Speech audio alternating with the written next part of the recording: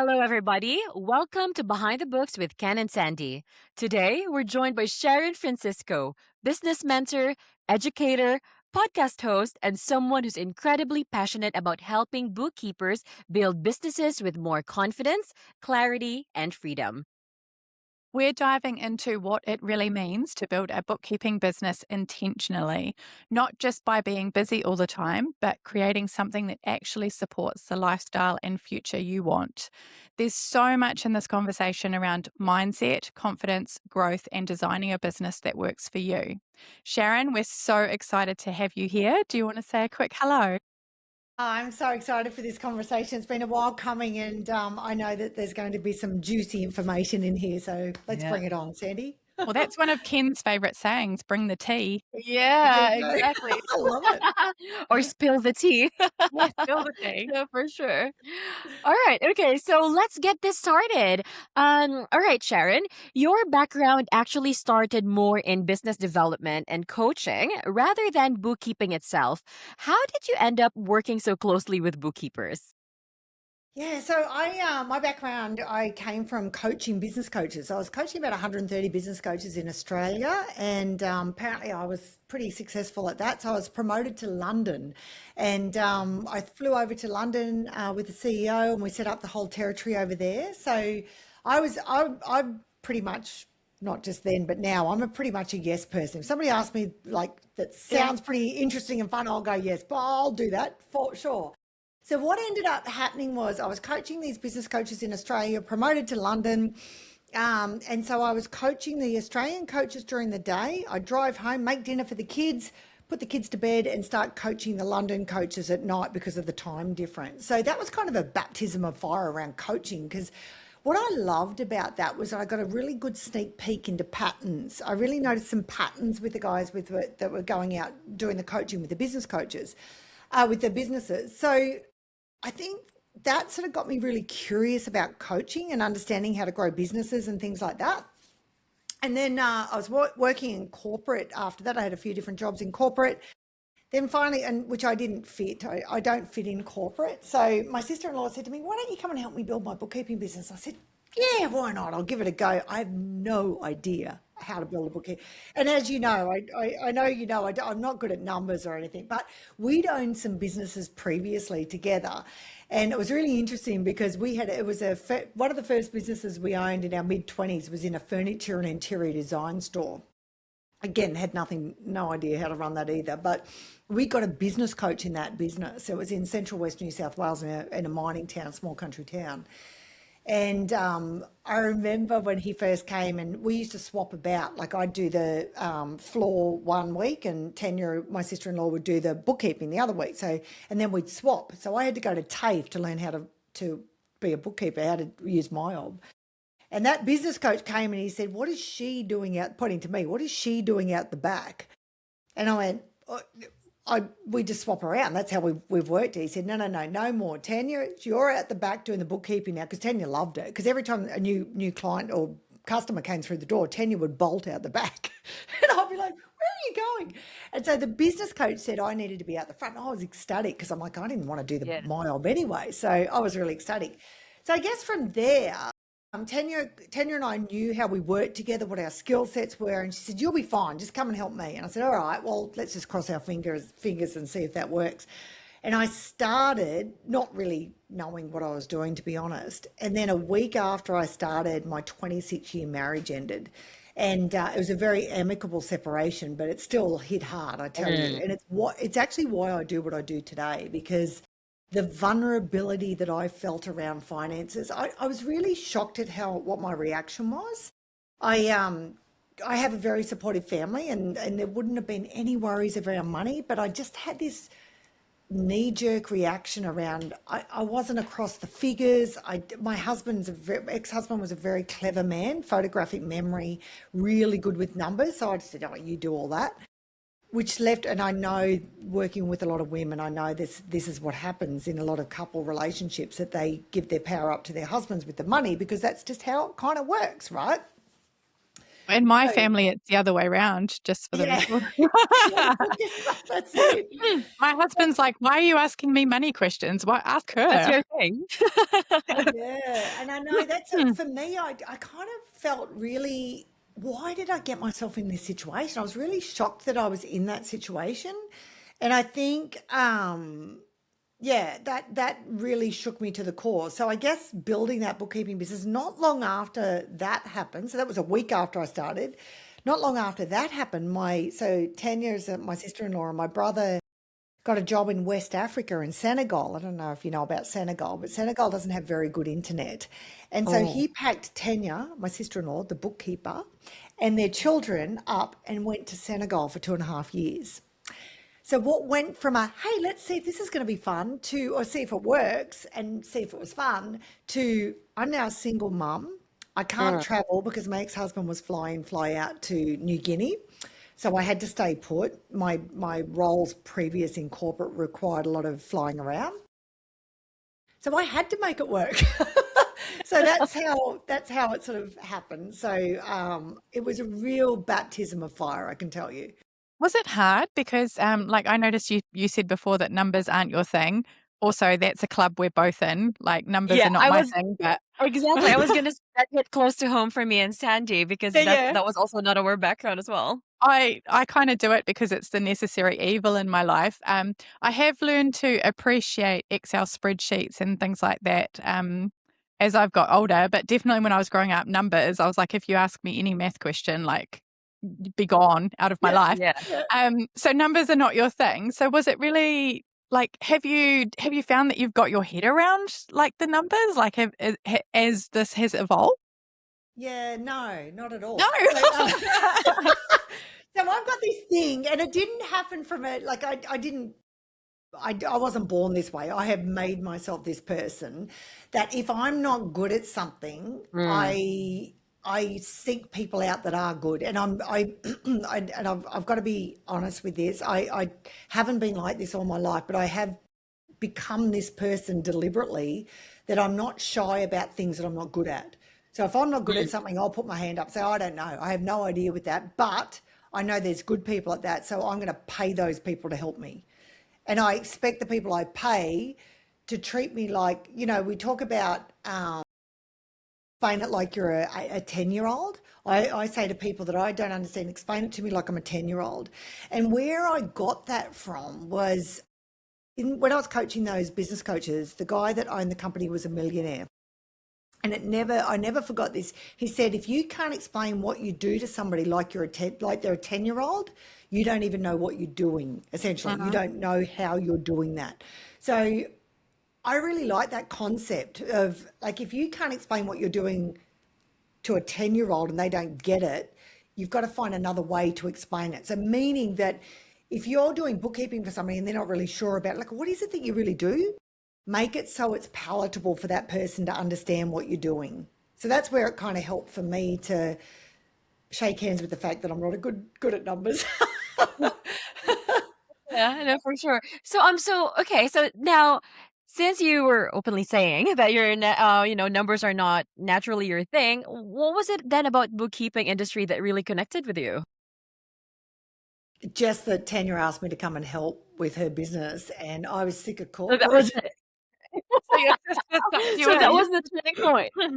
Yeah, yeah. I Wow. just thought I'd give it a crack because we'd been in businesses before. We knew each other's skill set and we love working together. So I just thought, I'll give it. It was never intended to kind of be like a long-term thing. It was always just like, let's just Mm. see. But then because of my separation and then because my brother got the job in West Africa and they went like, I kind of, I just had to make it work. What Mm. kind of when you were doing the coaching for businesses, like what kind of industries were in there? Like So I was coaching the business coaches who were coaching businesses. were they Ah. across a range? Like did the industry have Whole any bunch of effect on different. that? Or Say it again. did did the industries they were helping have any effect on what you were doing with them then? Or were you just it was quite general across the board coaching for you and then they were going into their specialized areas? Yeah. So I was coaching them around sales and marketing, so how to get out there and get more clients, and also around the accountabilities of growing their practice. So they're making more money. So I was essentially holding them accountable to getting their outcomes. The irony of that is you're coaching business coaches on sales and marketing, and your sister would run away when a customer would come in. Yeah, I know. Big bolt. Gosh. It took me a while to pick that up. I'm like, why is she leaving? What's going on? She just didn't want to talk to the people. She's like, you Yeah. talk to the people, Sharon. So was that I know you go, Sandy, you go. Okay, I'll go. Yes. Okay, so I was wondering then. So like your brother running away, was that the point that you realized that maybe there's a real need for mentoring and coaching, specifically for bookkeepers? No, not really then. I was just in survival mode, Ken. I was Gosh, just like, like can I just say we're playing a terrible guessing game here, Ken? Like, oh. Exactly. around the questions. Yeah. No, I think for me, I just really, really wanted to build that business for my own financial security, which is why now my passion is to help as many women be financially independent as possible, so so they don't have to feel like I did then. Yeah, that's my big passion. It's kind of also ironic that all three of us are sitting here and we all have roles where we're supporting bookkeepers and we've all Yes. fallen into it. Yeah. Interesting. Like Yeah. Ken was working in events and fell in. Yes. It sounds terrible, but fell into the association after COVID. And I was actually a corporate, and I fell into bookkeeping associations because of my oldest daughter. When I had my oldest child, it was really hard to go back to work, and this was just a part-time thing for me. So we've all kind of slipped Here we into it in are. different ways, but Exactly. But Interesting, isn't remember, it? yeah. yeah, it is. But I love that like there was a member who called us like that term, a bookkeeping angels. What was it again? Ah, Bookkeeping, what was it, Sandy? That they Oh use? gosh, I can't remember. Like guardian angels for bookkeepers, right? Yeah, nice. Yeah. So it was something you're like part of that. that one too, Sharon. You know, I don't know bookkeeper about that. fighting Well, bookkeepers. actually, if you could then go a step further, most bookkeepers in New Zealand have fallen into bookkeeping because their husbands are tradies and they need to do the books. So Books. Yeah. it seems like a profession that everyone just falls into this big hole, and then we Yeah, all succeed and become angels. exactly. Which I think is interesting because I think that's where a lot of the seed of the problems start with Mm, working the long hours and not structuring it properly to begin with. So that just by starting it like that, and then also because I don't know about you. You guys work with a whole bunch of bookkeepers. I'm sure they're no different to the Australian bookkeepers. mm, Bookkeepers are some of the most beautiful people in the world. They're yes. kind, they're generous, they've got such a giving personality. And I do talk a lot about in my practice around DISC, DISC. I don't know if you've heard of that before, but the personality profiling. Bookkeepers are generally the C's or S's, C's, which are traditionally those really caring, giving, most beautiful souls.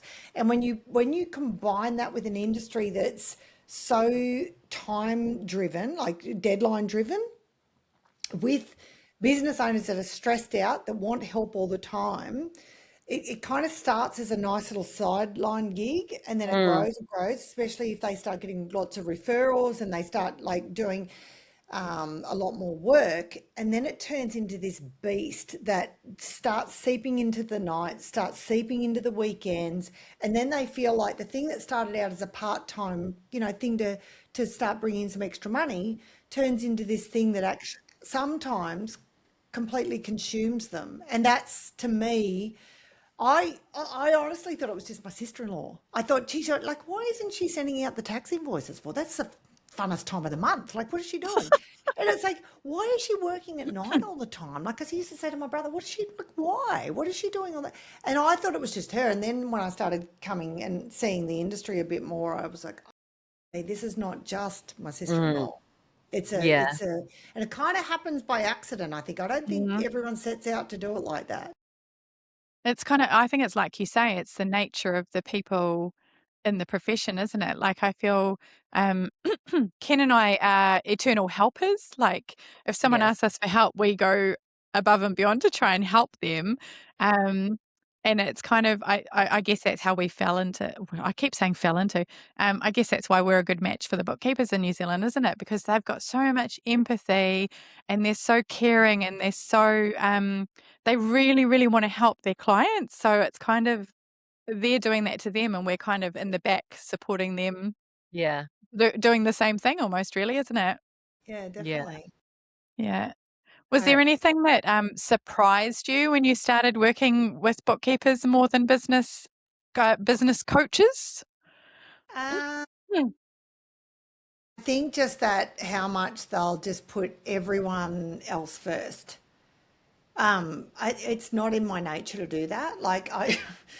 And I don't mean that in an awful way. I see Mm. I think a lot of my earlier sort of stuff that I did, the books that I was reading, and a lot of the I guess the education, the personal development that I went through in my 20s.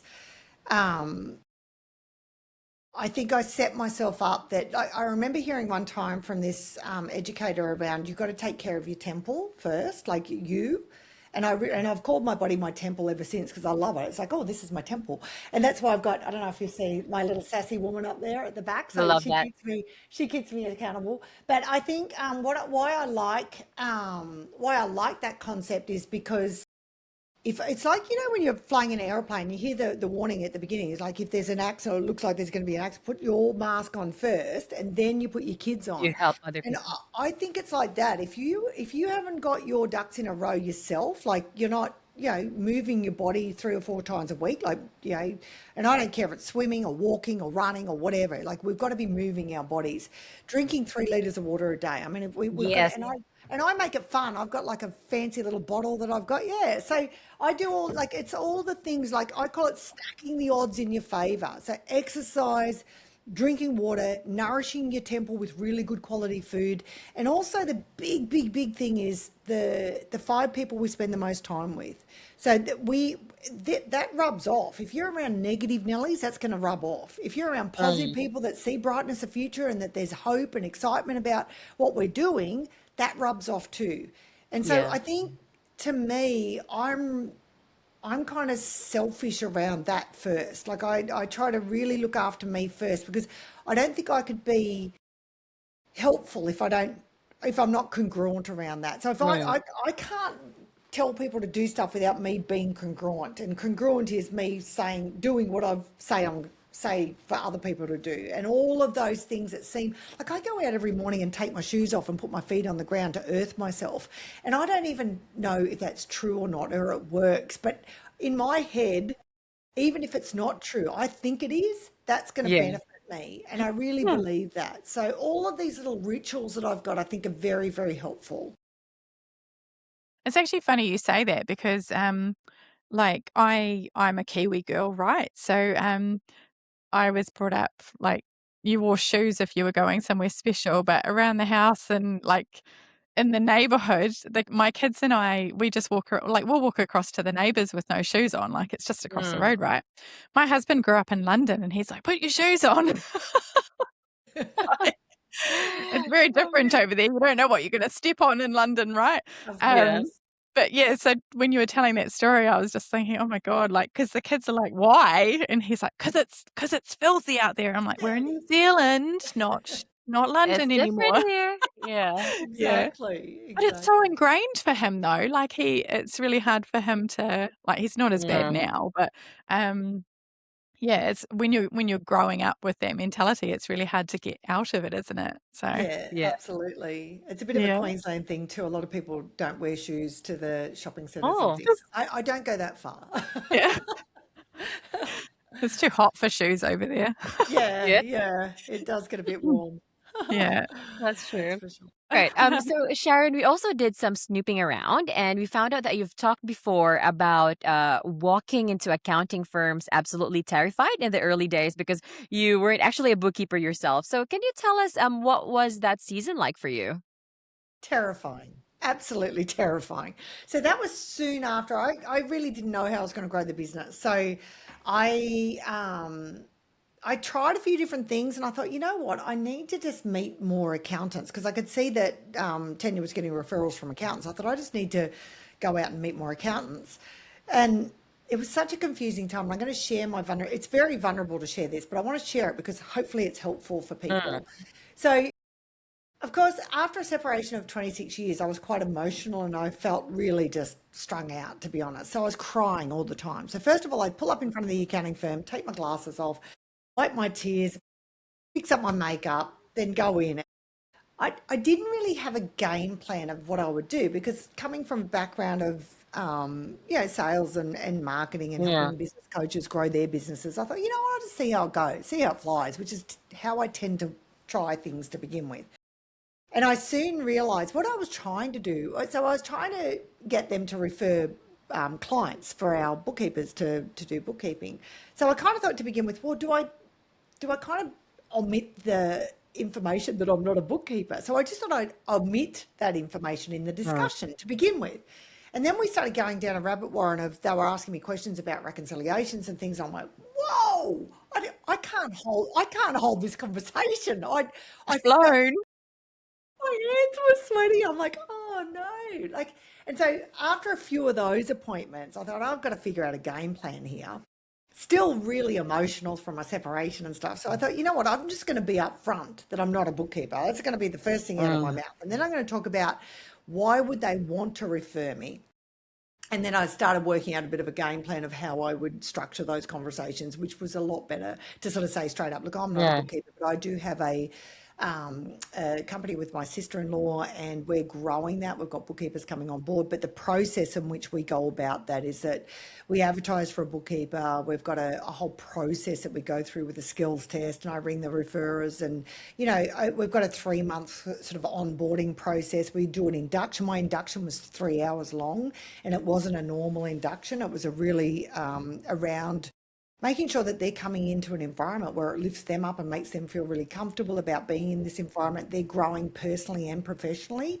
And certainly all the things that I was templating what I'd learnt from the business coaching on that little bookkeeping business. Those poor bookkeepers, honestly, they would have been like, who is this person? So I was really trying to get them to understand that they're not going to be the same bookkeeper when they leave. And Yes. I wanted that from a mindset point of view that basically once you learn what we're doing, go out and you do it yourself. Like this, I used to say, if I've got you for 3 years, great, 5 years ecstatic.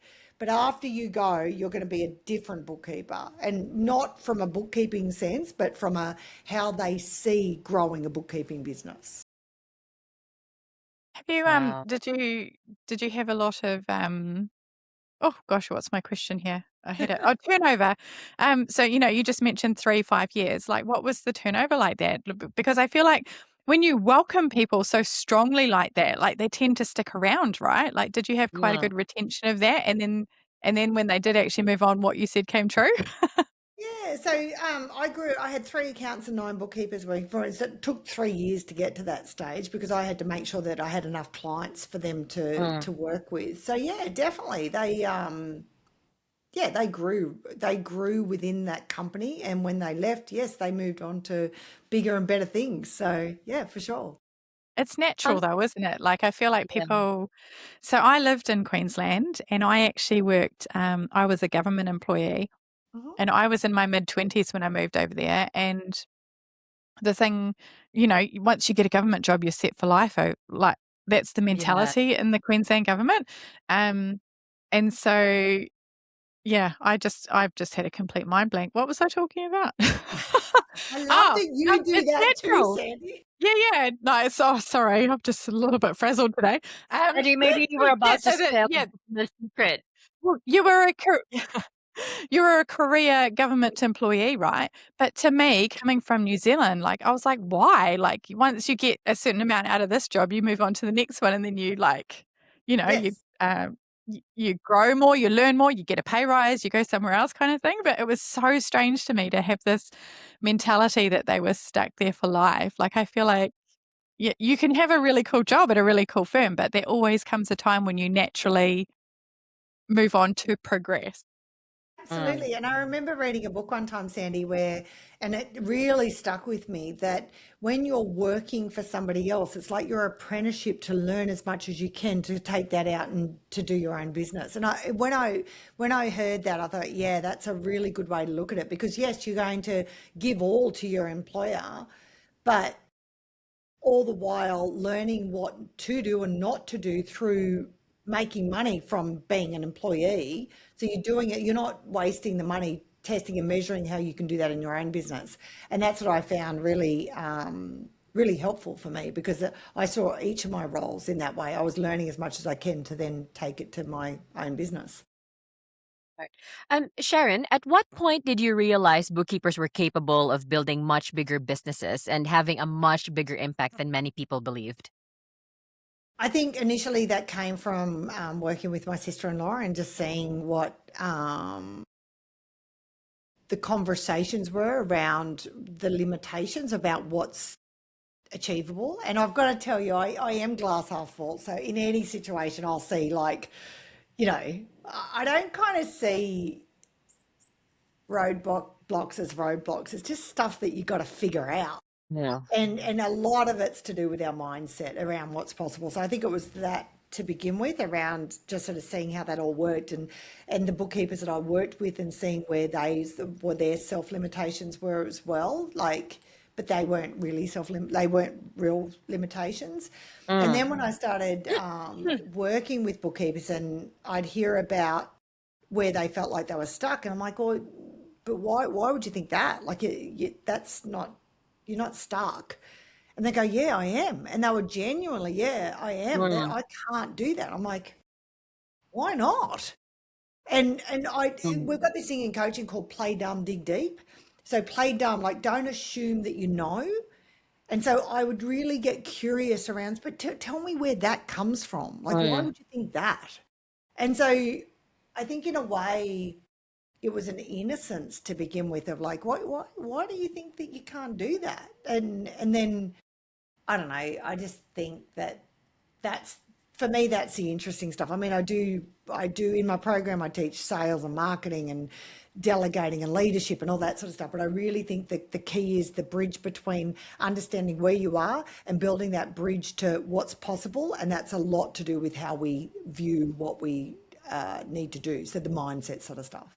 It's actually, No, I you was go, Sandy. I was just gonna say, we've got a really interesting dynamic, don't we, Ken?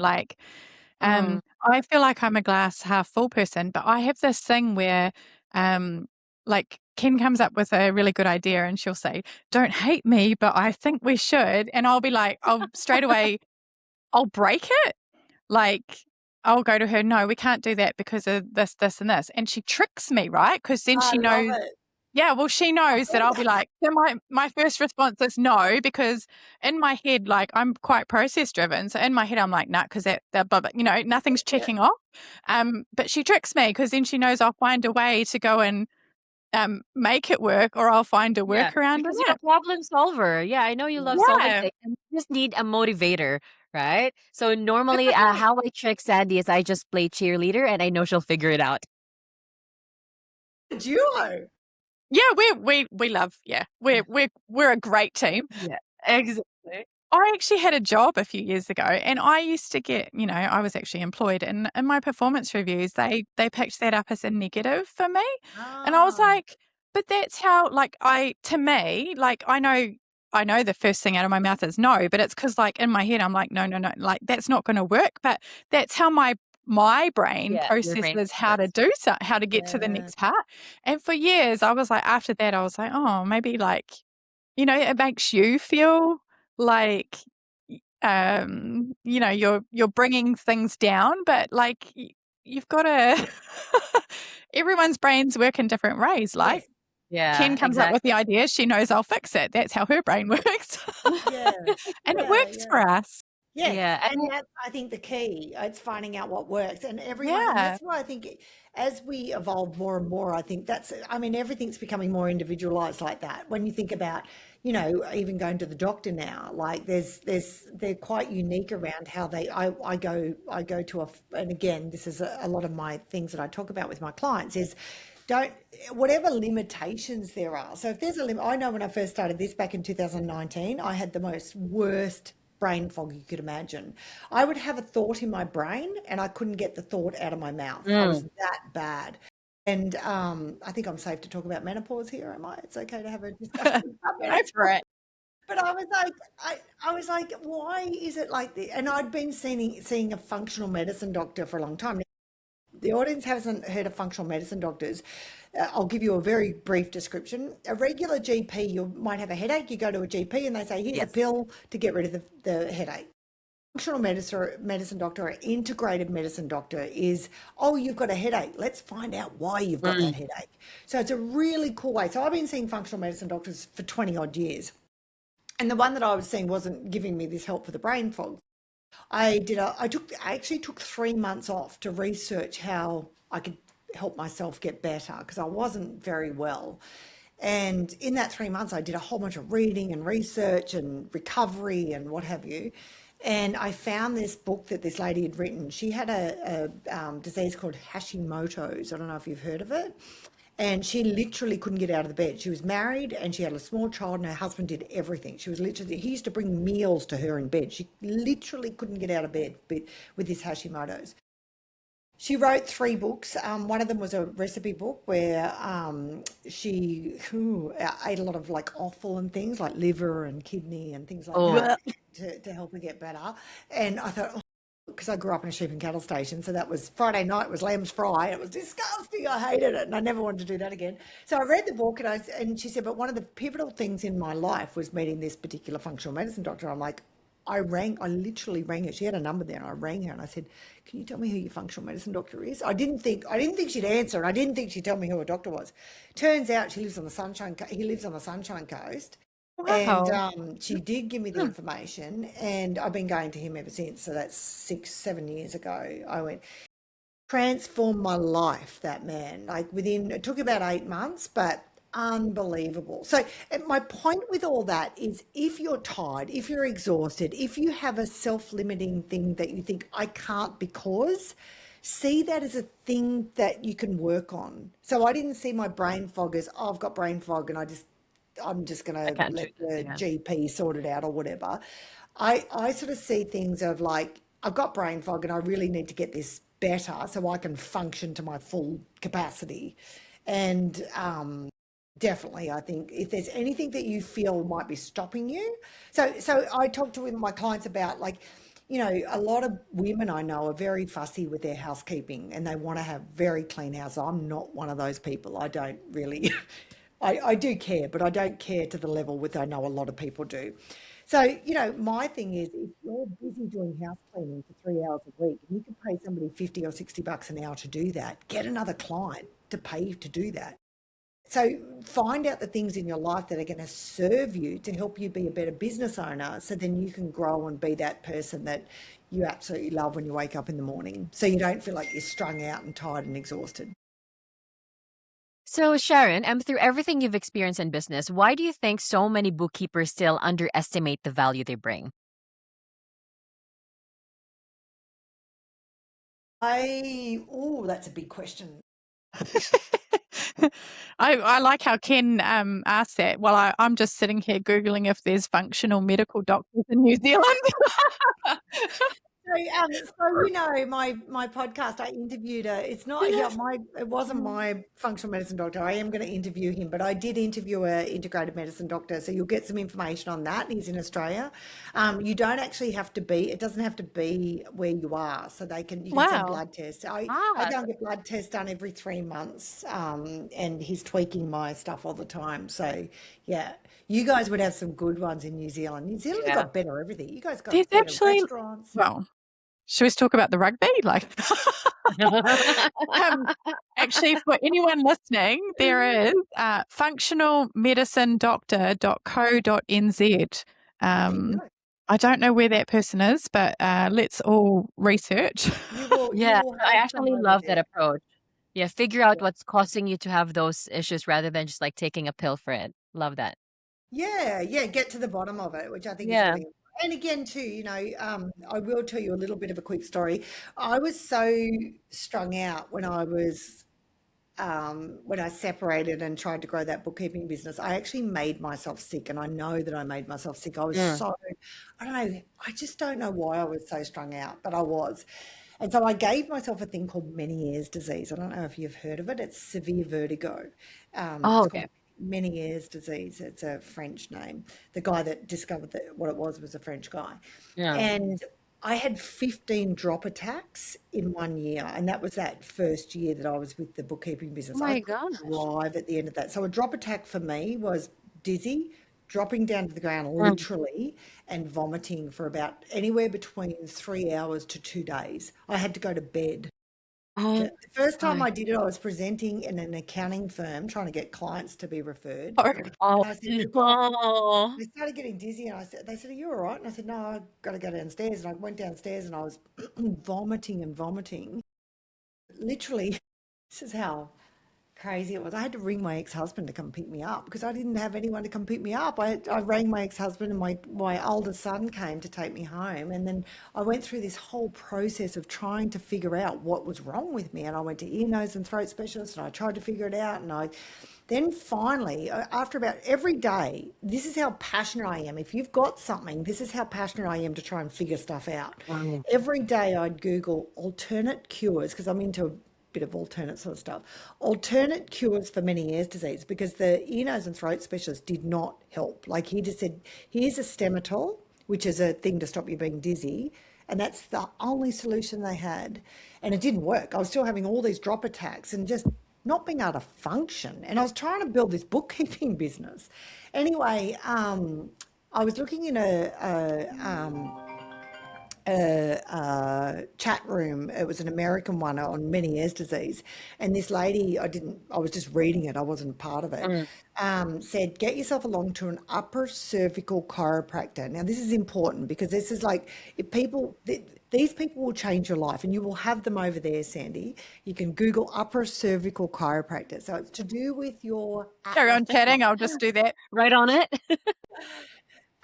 the guy that I interviewed that was the integrated medicine doctor is actually also an upper cervical chiropractor. So if you do listen to that on my podcast, it's really helpful. So that's to do with your atlas joint. So essentially what he said to me when I went to see him, he said, have you ever been in a car accident or ever had a blunt force to your body? And I said, no, I haven't, but I used to barefoot water ski, and when I fell off, I'd hit the water really hard. He said, that'll do it. So the whole thing is, so this is helpful for migraines, headaches, Meniere's disease, MS, a whole range of different things.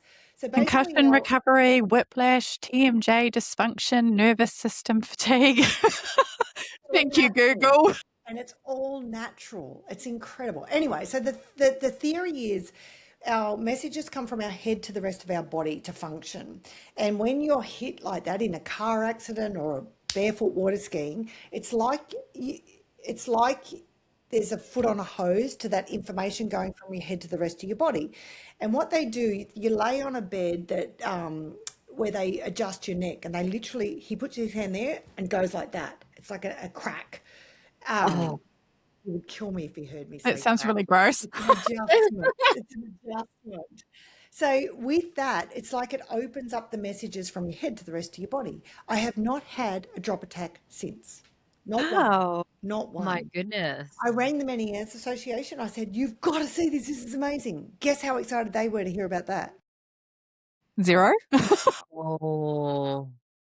There are so many alternate cures out there that we do not have to be taking Mm. tablets. Yeah, It's incredible. I'm actually a big fan of acupuncture myself. Like, Acupuncture is I'm amazing. the biggest wuss in the world. Like, I hate needles, I hate gross stuff, but if you put me on a table and stick needles in me, apparently I have no problem with that. Yeah, So there you go. that's not too Yeah. bad though, 'cause you barely feel them, right? Oh, I think the worst one I ever had was they put one in my head once, and I swear to God, I felt it knocking my skull, like the noise. Oh, That Wow. was gross.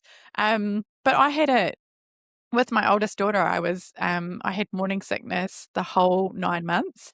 Not just in the morning, I all was going to day. say morning Yeah. is not what it's all through the day. overall That sickness. I know, that's the biggest rort in history, isn't it? Yes. Morning sickness. What a load of something. Um, but I had pregnancy acupuncture and it helped so much with the nausea. And like, I think I was having it every 2 weeks. And by the end of the, 7 to 10 days kind of thing, Mm. like I could tell I needed to go back. Like I don't know. Sometimes you feel like it's mind over matter, right? But then if you Yeah, feel and so even if good it after it is, happens, who cares if it's mind even if over it matter? It is, worked. that's my Yeah. theory, Sandy. Even if it is like me grounding myself with bare feet, I don't, if I feel better, who cares? It doesn't Yeah. matter. Do you know what I Yeah, mean? exactly. Yeah. I used to wear little bands. There's a pressure point here. So I used to wear those for when morning sickness came on. So Yeah. yeah, there's so They many didn't work different for ways. me. Didn't they? Oh, there you go. You tried. The seasick Yeah. bands, eh? Yes, Uh, yes, yeah, yeah, that's you it. know, can confirm they did not work for me. Yeah, because much as Can Ken, I like feel like you need to throw in some alternative herbal treatments or something here. Come on, give us something. yeah, there you what, go. like in the Philippines, juju kind of thing? Well, in the Yeah. Philippines, they do believe that if you're feeling sudden pain, oh yeah, this one. Okay, this is definitely not alternative medicine. This is probably falling under myth category. But there's a belief in here that if someone like that you do not know taps you, you have to tap them back. Otherwise, you might feel some body aches, or like you won't feel Oh, well. So Interesting. again, So yeah, not you're all alternative tapping each other medicine at over all. there.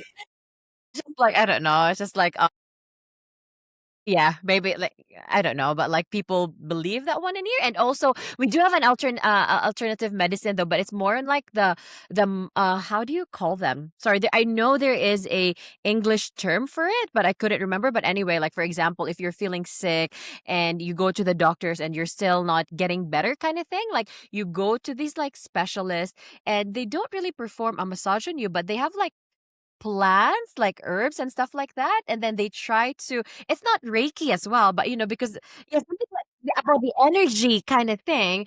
And then like some people swear by it, they say like they got better after that, but I haven't tried it for myself, so couldn't confirm or yeah, couldn't deny or Worth a confirm, so I don't go. know. It's worth a Yeah, go for sure. Yeah. anything's worth a yeah, go, I reckon. Yeah, definitely. Ken, I can't exactly. remember your last question. I'm sorry. Yeah. We've gone off on a few tracks, Oh, haven't I know, I know. No, so my question was, through everything you've experienced in business, why do you think many bookkeepers still underestimate the value that they bring? I think there's a combination of things. I think traditionally women are drawn to bookkeeping industry, so it's a majority of women. I think I am on a mission in life to help women step into their confidence. I think we are too quick to say, I can't do that, or I'm not good enough, or I'm like, we're too quick to put ourselves down. And I think that is not necessarily something we say out loud. I think we say it in our actions and not stepping up to what we think that we deserve and we're capable of. And it doesn't. And I think a lot of the times we talked about DISC earlier. I think a lot of bookkeepers are that more CS, and they're usually more humble and quiet and not. I'm a high I's and high ID, so I'm more out there. Mm. And there's no right or wrong profile, but I think traditionally those S's and C's are a little bit quieter.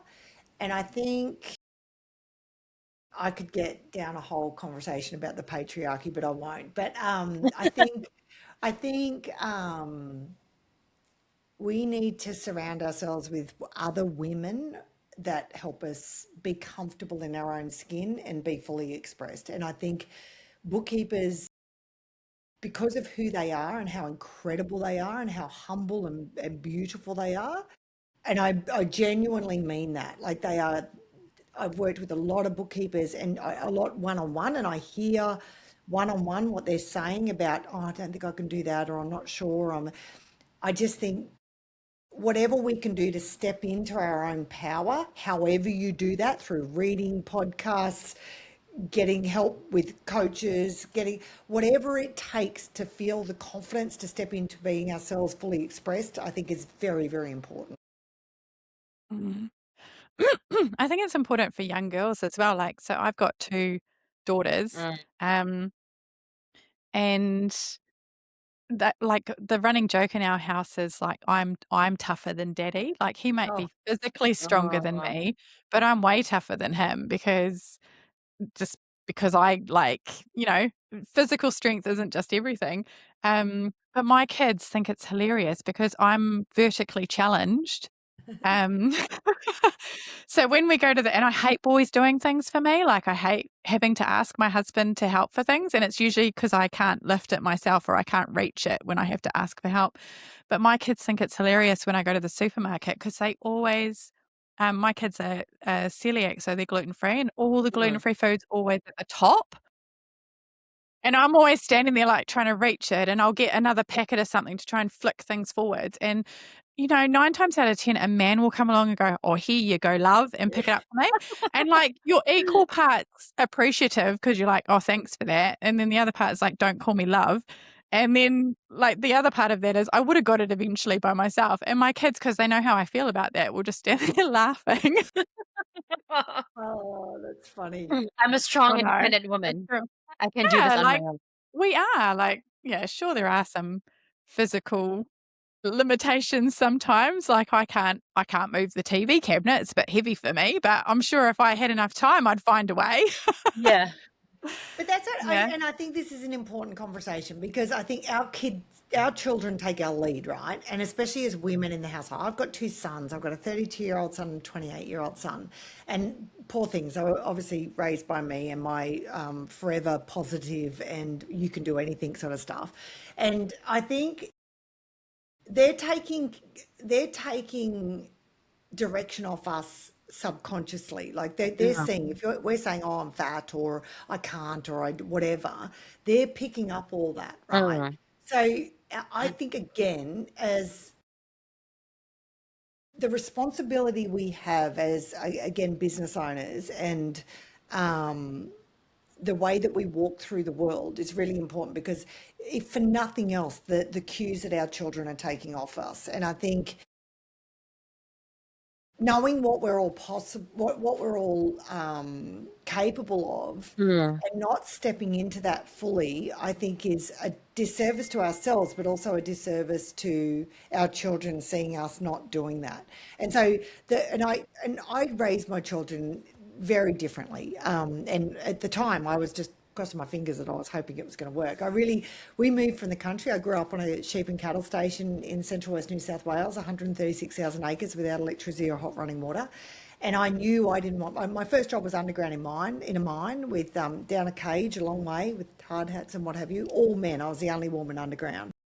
And I quickly realised that I didn't want my kids to work on the property because that's hard work, working on sheep and cattle stations. Hard work with not a lot of rain and going through droughts and fires and a lot of, it's hard work. The mining industry, my brother got hit by a large rock. He nearly died. He was in intensive care for 7 weeks. Oh my gosh. Firsthand, I could see a lot of the negatives about being in that environment. So I knew I didn't want my children to grow up in that environment. So I researched, I wanted my kids to go to a Montessori or a Steiner school because I really love that kind of concept of not traditional education. So we made the brave move to sell our business in the town and move to Brisbane for that very reason. And I think seeing our role, even if we're scared and we're mothers, Mm.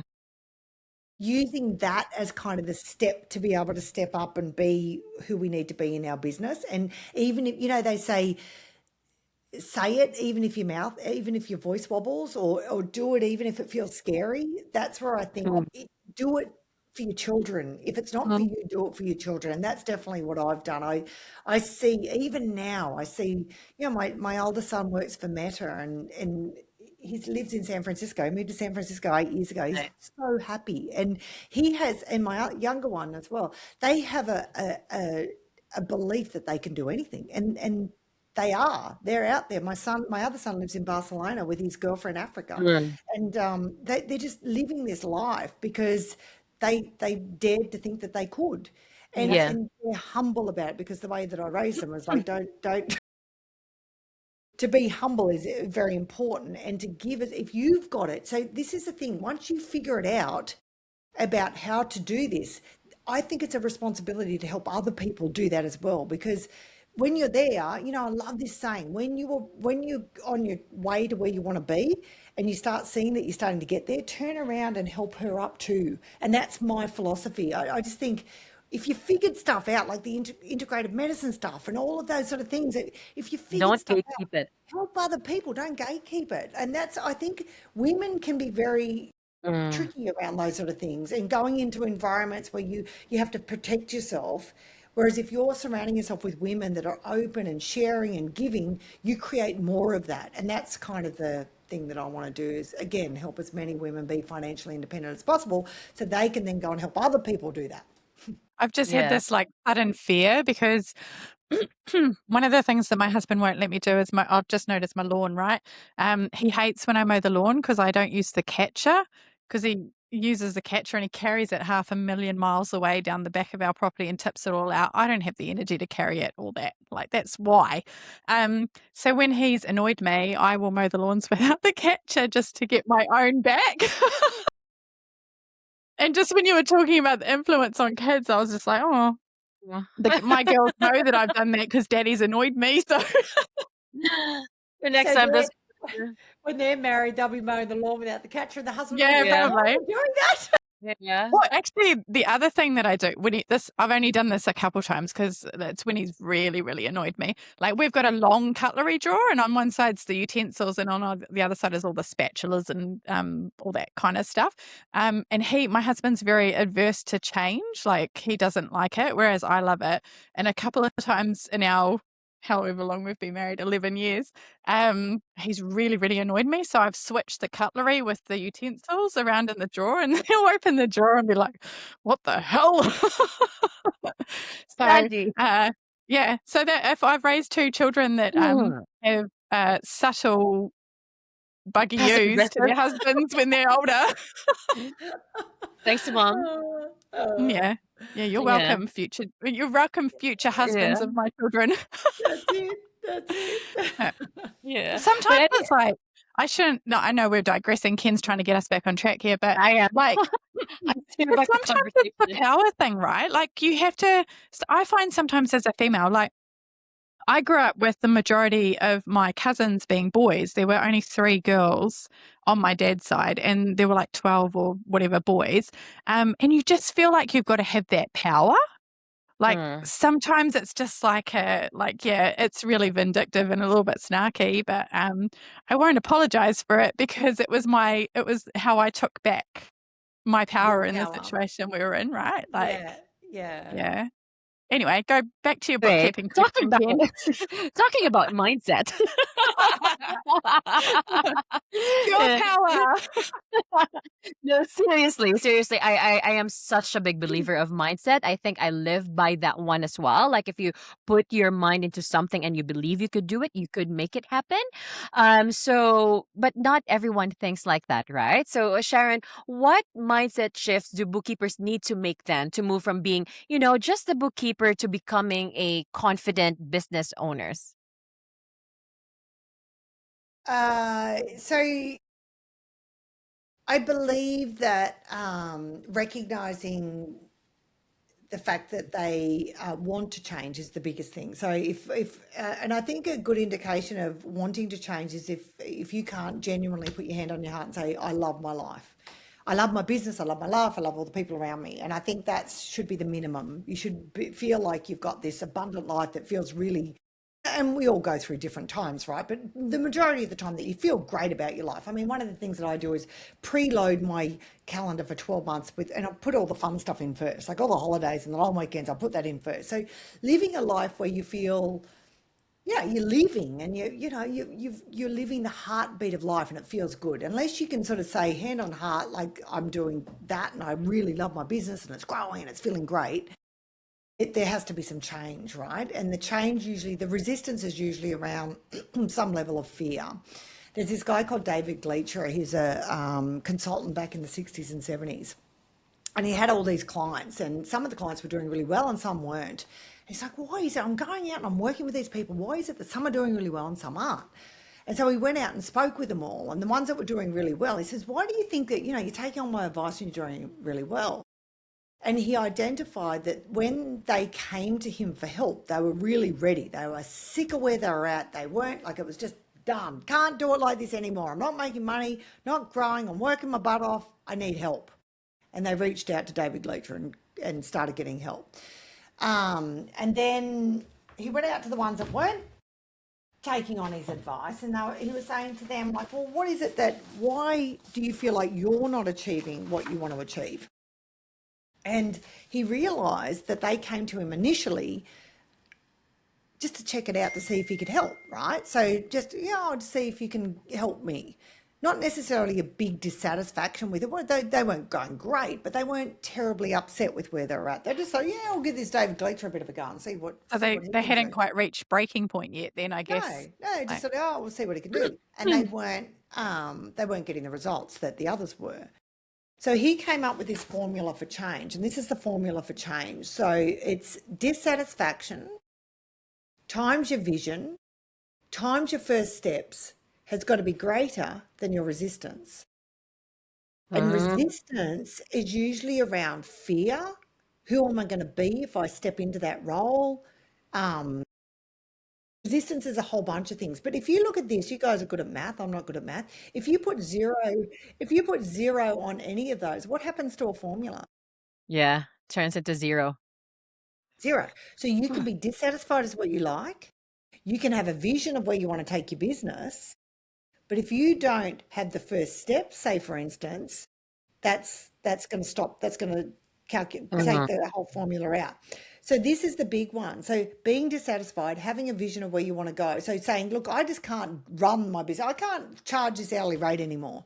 I'm sick of getting to the every month. A lot of bookkeepers don't pay themselves consistently. So a wage plus profit. So a business is wages plus profit, or, paying yourself consistently every month. And paying it, I know it's different over there. It's not called super, is it called super? It's KiwiSaver over here. KiwiSaver. Yeah. I know a lot of same. Yeah, a lot of bookkeepers don't pay themselves super. And the thing is, we know 50% of marriages end in divorce. And so we get to 40, 50, 60, and then we look at our super and go, I know, for instance, for me, I didn't even know how much super I had. I know exactly how much super I've got now. But I know exactly how much super I've got in Australia at the moment too. And so those sort of things I think are really important to identify and start looking at. So if you're not happy with where you're at the moment, and we're not conscious of like, okay, if I was by myself now, what would my business look like? So knowing that we've got to be dissatisfied with where we're at first is really important. And if you're not doing those things consistently and running your business well, taking 4 to 6 weeks off a year without taking your laptop, because I often say, if you went and worked as a bookkeeper, if you went and worked for an accounting firm and you had your interview and the accountant said, look, I'd love you to come on board. The package is 80 grand a year, plus your 4 weeks holidays, and you get your long weekends and everything as well. What do you reckon? The bookkeeper go, great, fantastic. But then he said, when you go on your holidays, what I want you to do, we've got payroll and we've got a whole bunch of bookkeeping work that the clients are going to expect you to continue doing that.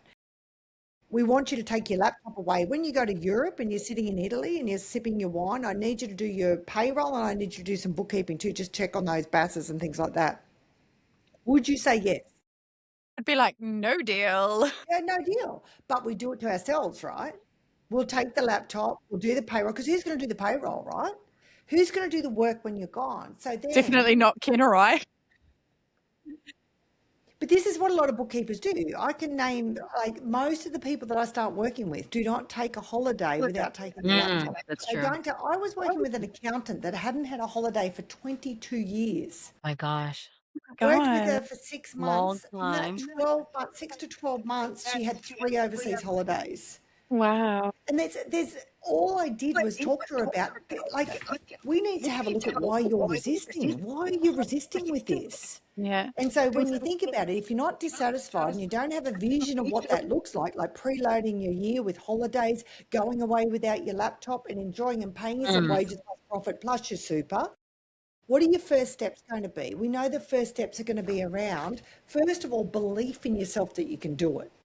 Now, if you don't have that belief, you're going to have to pull in resources. And I mean resources around the people you're hanging around. If you're not hanging around with people that are lifting you up, like you guys in your community, hanging out with people that believe in you, that you can actually do it. If you've got negative Nellies in your life, Yeah. you've got to get rid of them. So then those other first steps are systemising. You can't scale a business that's not systemised. So you've got to systemise. And we used to always say when we were growing the bookkeeping business, if you were hit by a bus, if we were hit by a Yes. bus, could somebody come in and open our computers and go, right, we can just continue on here. So everything you touch needs to be systemised. And the reason we don't do that is it's just as quick for me to do it. If I put that system into place, I can do it just as quick. Of course you can, until you get more clients than you can handle. And then you need to start taking some of that work over to other bookkeepers. Then it's not as quick because you can't do all that work. And going away with a laptop and doing work is not, that's not a business. That's not fun. We want to be able to create a business that you can have. Just, you only need one part-time bookkeeper to do this, guys. You don't need 12 like I had. So setting it up in a way that you've got somebody there that can take the work on while you go and have a break, Mm. and that you're paying yourself correctly. So those first steps are really important. We need to make sure that we've got those first steps and being self-aware about any sort of resistance that's going on. So if we've got resistance, it's usually around fear and it's usually around a mindset thing. So I always say, put your finger in and wiggle it around in there because you've got to find out what's going on. And a lot of people will fear doing that. I tell you what, it sets you free when you realise what's stopping you is not really that big, and getting help for that. And I always say, like, I'm working with somebody at the moment and she's just feeling really overwhelmed with all the stuff. And we're talking about what are some of the things you can pull in to start helping you. And we do. We talk about functional medicine. We talk about upper cervical chiropractor. We talk about getting a psychologist. If we need to have a psychologist, bring a psychologist in. If your brain needs, like, if you need to have a chat with somebody. I worked with a psychologist for the first time through my that poor woman. I bet you she still remembers me. I feel so sorry for her now. When I look back, I'm like, her name was Corey. I'm like, Corey, I need tools. You need to give me tools to take away with it. But even that, like, even if you feel like in your brain, you think, I just need to understand why I'm feeling like this. There's no judgment with going and getting help for that. Like, why not? Like, I'm just an open book. If there's something that's going on where I think, you know what, I can't do that, I need help, I'll bring in the resources to help me. So, Well, I Sharon, think what do you think? I was just going to say at the start of this, you were talking about mindset, Ken. Like, Ken has the most power of positivity in any person I've ever met. Like, quite often, like we've joked a couple times about Yeah. our Teams chats. Like, if people read it, they'd be like, "What the hell is wrong with you two?" But like quite often, like one of us will say power of positive thinking, right? And we've had last week, I think we were talking about something and we're like, nah, it's going to work. It's going to work. And then Ken got an email came through at the time we were talking about it. And because we were both Yes. like, nah, this is going to happen. But yeah, it's such a big Ken thing. And I just wanted to say that Yeah. because the power of positive thinking Yeah. works. It does. It And does. it's not and it going back to what Sharon was saying about the formula, it's actually not just the mindset and the power of positivity. It's also visualization as well. So like as what you've said, with the vision, because just a quick story here. I literally visualized myself to go to New Zealand. Because how it started was I was here in the Philippines. I just graduated from university. And then I actually didn't know what I was going to do for the first time in my life. And that scared me because I always know what I wanted to do.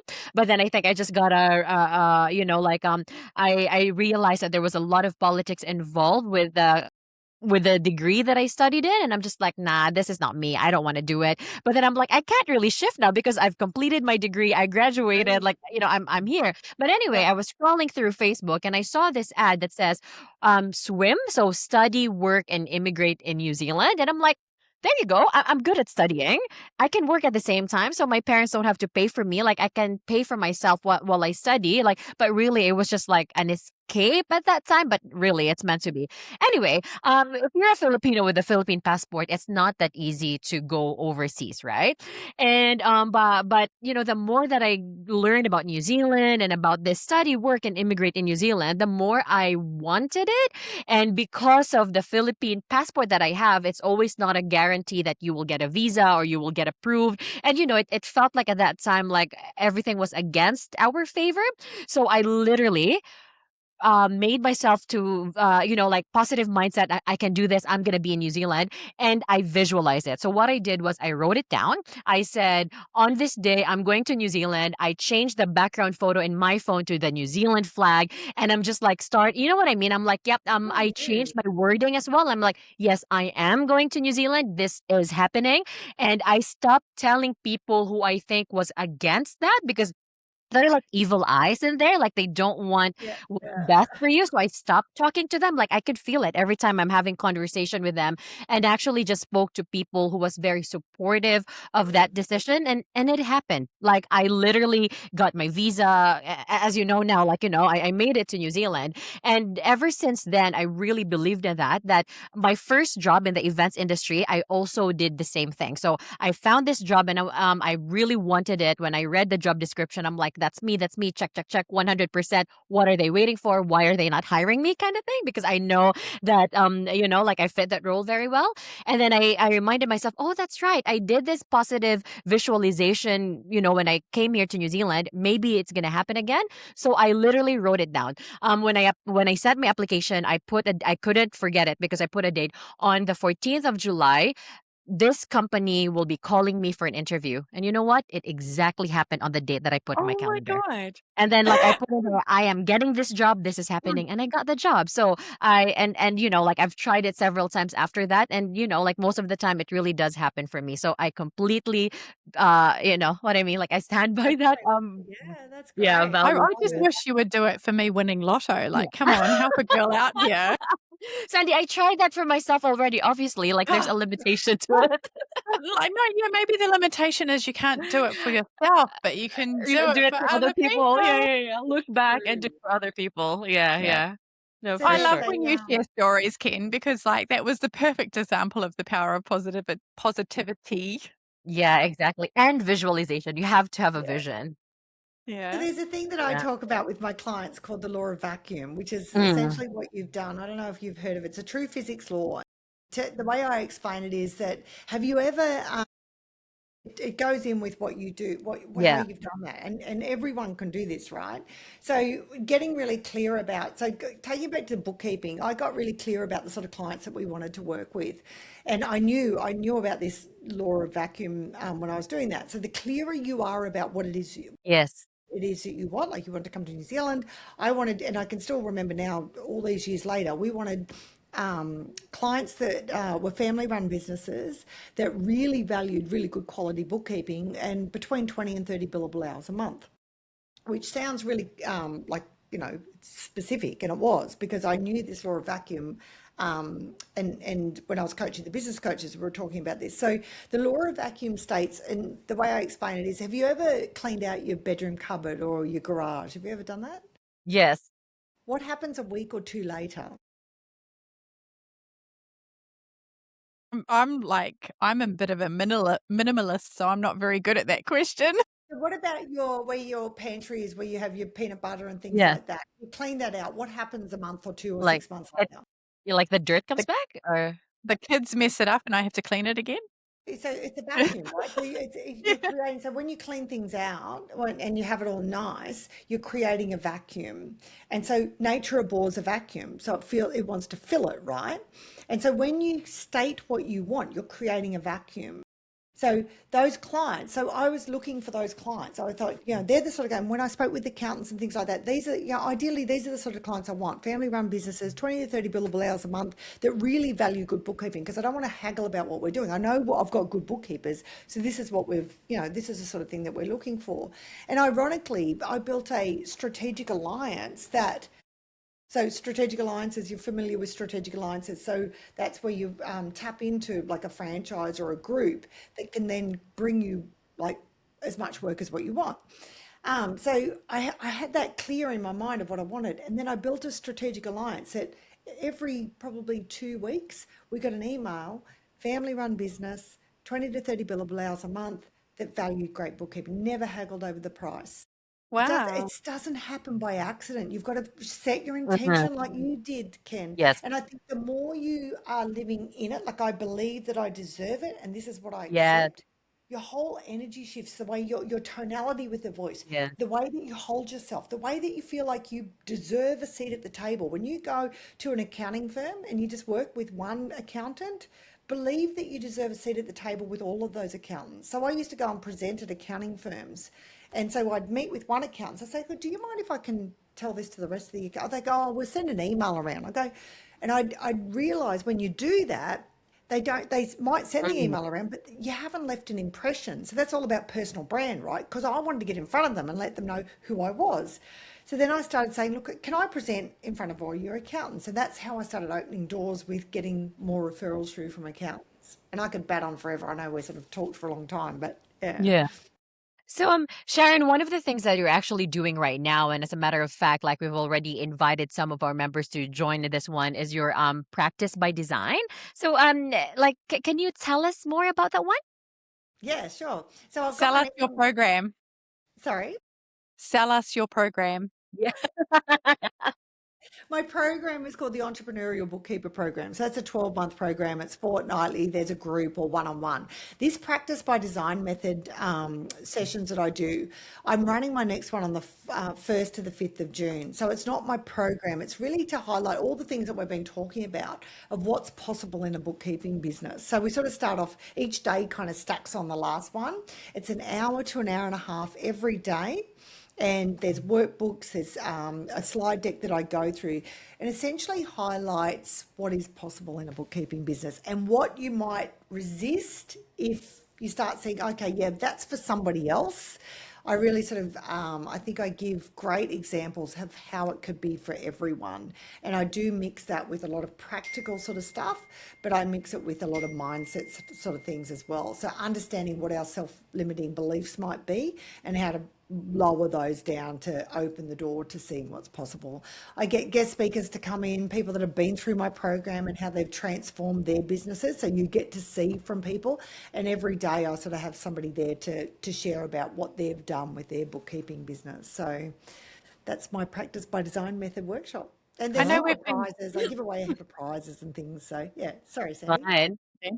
Oh, I was just going to ask. So we've obviously spent a lot of time here talking about building women up and confidence and mindset.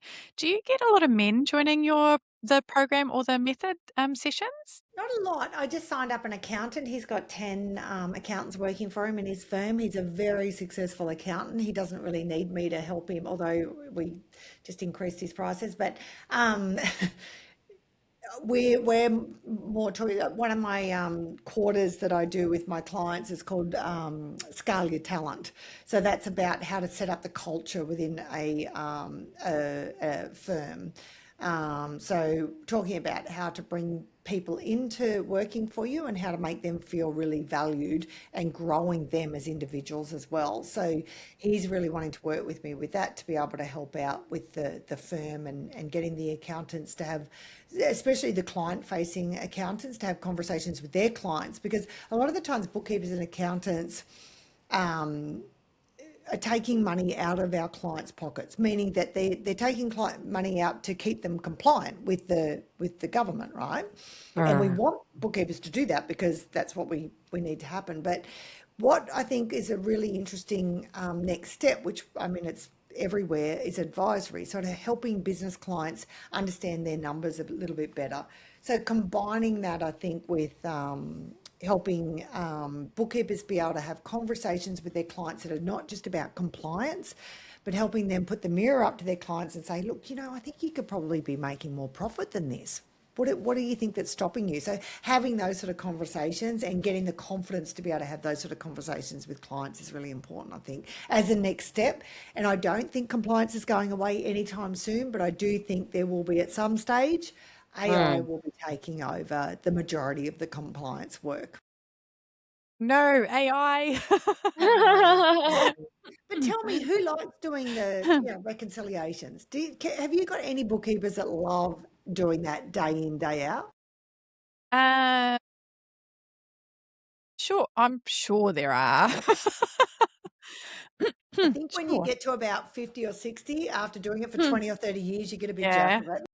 yeah. Yeah. And so I think that evolution is probably fine. And we're having to be able to start working on the skills to have those conversations that are perhaps helping business clients put money back in their bank account, as well as doing the compliance work. And, I'd be a very rich woman if I knew when this is going to happen. But I think we've got time. And I think that's the time to be able to work on the personal development around how to grow those skills around having those different conversations with our clients. Fantastic. So just one more before we wrap this one up and go to our next fun bit of the podcast. So is that the best way for the bookkeepers to get in touch with you? The practice by joining the Practice by Design program, correct? I always think personal brand's really important. So some people, and it took me a while to sort of understand this. I did a personal branding course in 2017, and the lady that taught it said, some people are going to love you and some people aren't. And me being a high I personality, I want people to love me. And I realized for the first time, not everyone's going to love me, which is really good to know, because when you shake hands with that, some people will love you and some people won't. And that's obviously with bookkeepers, with their clients as well. You're going to resonate with some people and not with other people.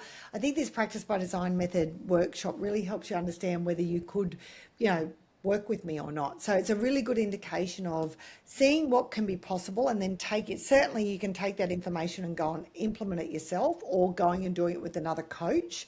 Or if you wanted to, you could take that information and then work with me to get it implemented, or you go and do it by yourself, whichever way you want to do it. And it's definitely enough information to see that you can go and do that yourself if you want to. It's a very personal thing having a coach, isn't it? Because you really Yeah, Mhm. do need to gel with the Yeah. person for it to be definitely. effective. Yeah, Yeah. definitely. And I think there's no right or wrong with that. If you do, you do. If you don't, you don't. That's just the way it is. Yeah. The luck of the draw. Yeah. Yeah. Yeah, Yeah. definitely. Well, I always say keep going until you find somebody that does resonate, that really starts to get you mm, to make the changes that you want. I think that's what I do. I'm yeah. going to have a coach till the day I die. I Yeah. love it. I think when you got a coach, you got to get somebody that's been where you want to go. So if you want to build a big business and you're working with a guy, I know for me, my coaches are way beyond where I am. And I want that. I want to see where they are and go, how did you do that? What did you do there? How did you do that? They're the sort of things that if they haven't walked that talk, I find it hard how I could never work with a coach that hasn't gone where I want to go. For sure. So, for all of our bookkeepers listening out there, if you're ready to make a change and embrace your full potential, make sure you free up your calendar the first week of June and join Awesome. Sharon in her Practice by Design. All right. Okay. So now, Sharon, we have our next like fun bit. We would love that we'd love to call quick fire round. This is just a very quick like this or that question. So I'm gonna ask you a succession of questions. Don't think about it. Just say I love whatever it. whatever comes out of your mind. All This right. is right up my alley, Ken. Yeah. Bring it on. Yeah, this is like Ken's game show Yeah, segment. Yeah. I It's know. It's like awesome. rapid fire. Yeah, exactly. This is fun for like social clips, so we can use Yeah. it then. Yeah. Why All not? right. Okay. So don't think. Okay. Just say whatever comes in your mind. Are you ready? Yeah, I'm ready. I was All right. born ready, Ken. Love it. I love it. Okay, Sharon. Beach sunrise or sunset wine? Say it again, Ken. Beach sunrise or sunset wine? Sunset wine. Suitcase packed or staying home? Suitcase back. Deep conversations or big group energy? Deep conversations. Road trip playlist or total silence in the car? Road trip playlist. Yeah. I would Journal have been and coffee. shocked if you did silent. Couldn't imagine it. Yeah, oh my God. Journal and coffee or headphones and a walk? Journal and coffee. Hosting a retreat or hopping on a podcast? Hosting a retreat. Sorry, guys. Yeah, I mean, I would have Fun. posted hosting a retreat too. Yeah. Okay, this one. I think I have a feeling which one we're gonna choose. Big plans or spontaneous adventures? Say it again. What is it? Big plans or spontaneous adventures?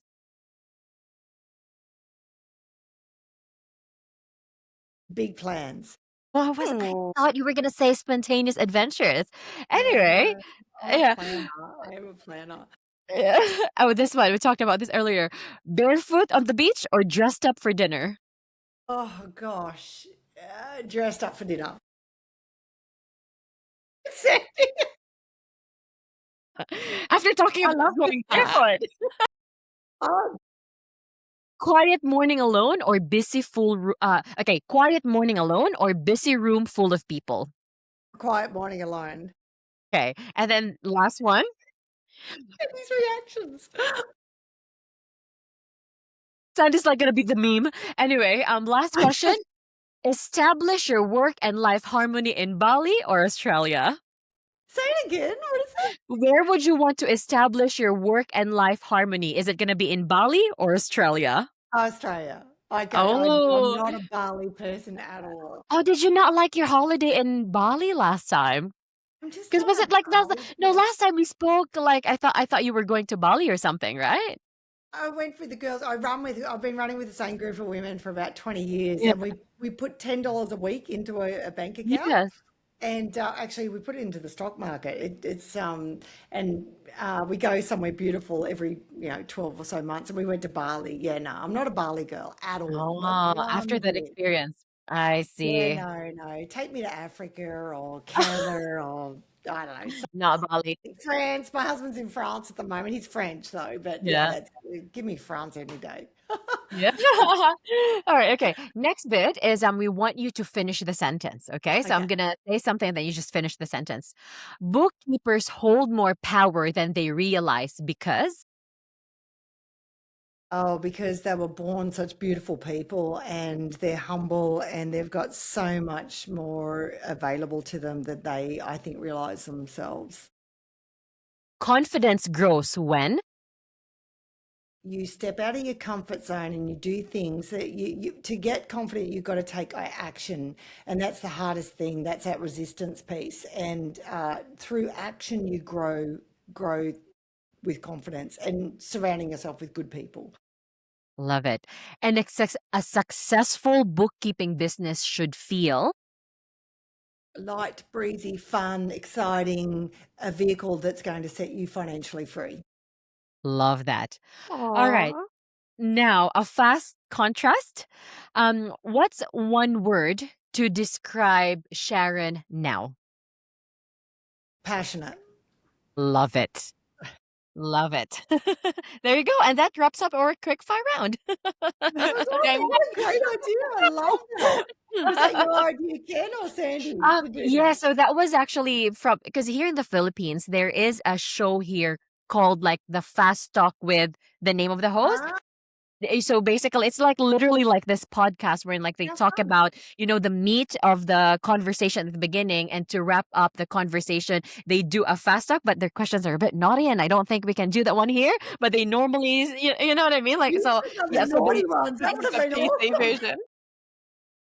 Sandy, you can just edit this one out. But like they ask questions like sex or chocolates, lights on or lights off, something I like that. It love it. always like cracks up the conversation, and it wraps, you know what I mean? It wraps it up so well. So I Fun. thought like, you know what? Let's incorporate this in our podcast, but make the questions PG-13. Yeah. I Funny love as it. well That's because when we awesome.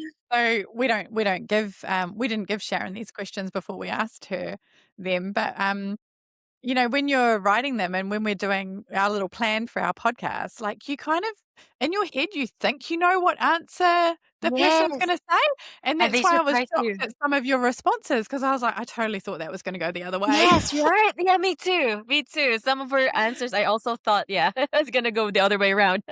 It's Yeah, funny, it's isn't really it? good. I think I'm It's more good of an to introvert. I know people say that I'm an extrovert, but I do think I'm an introvert more so. yeah I yeah. recover through being an introvert, I think. Yeah.